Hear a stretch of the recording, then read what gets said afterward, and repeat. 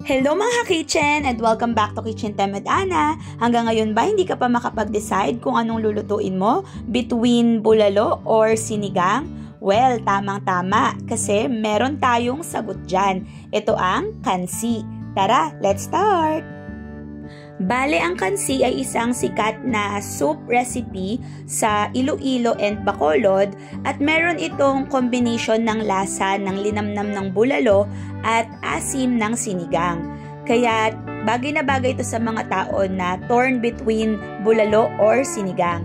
So ang pampa-asim na ginagamit dito ay batuan. Kaya itong 1/4 kilo ng batuan, hahatiin ko lang to sa gitna.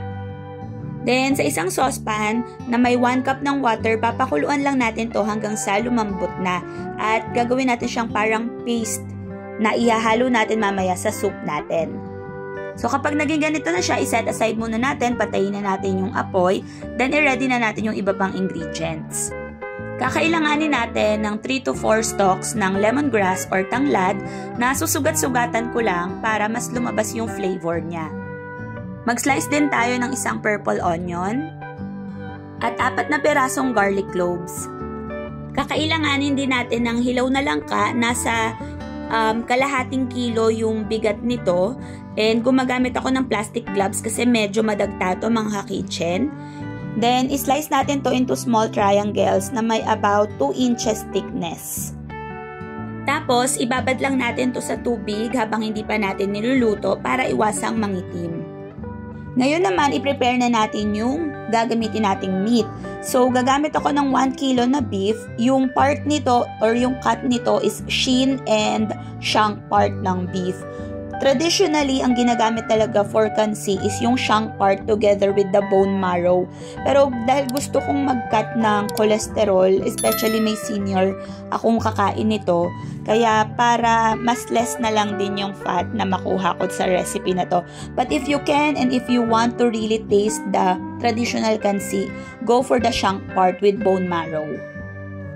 Now, let's start the cooking process. Sa isang pot with cooking oil gamit ang mahinang apoy, ilagay nyo doon yung 1 tablespoon nyo ng annatto seeds. Once na lumabas na yung kulay niya, pwede nyo na itong tanggalin sa pot. Then, i-sear na natin yung beef.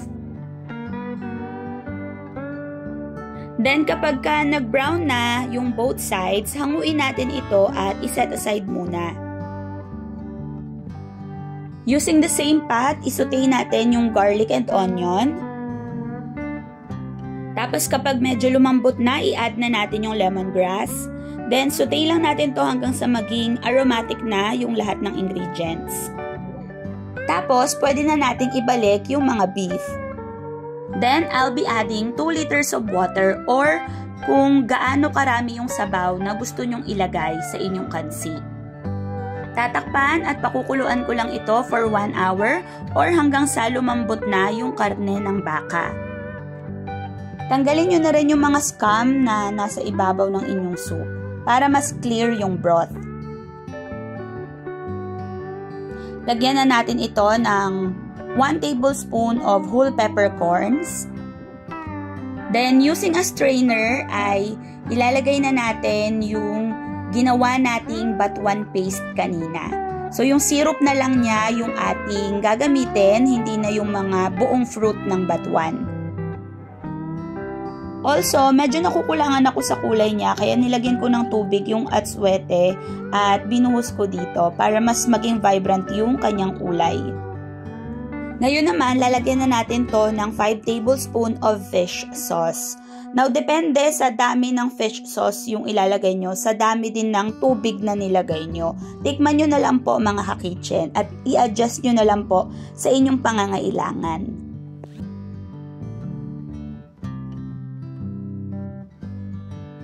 After 1 hour ng pagpapakulo, i-check ko lang kung malambot na ba yung aking mga beef. And yes, malambot na siya.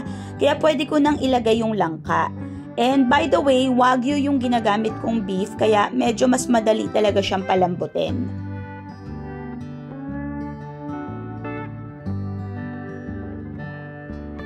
So ayan, kapag nailagay nyo na lahat ng langka, takpan natin to ulit. Papakuluan ko pa to for another 20 to 30 minutes hanggang sa maluto yung langka at maging malambot na yung baka.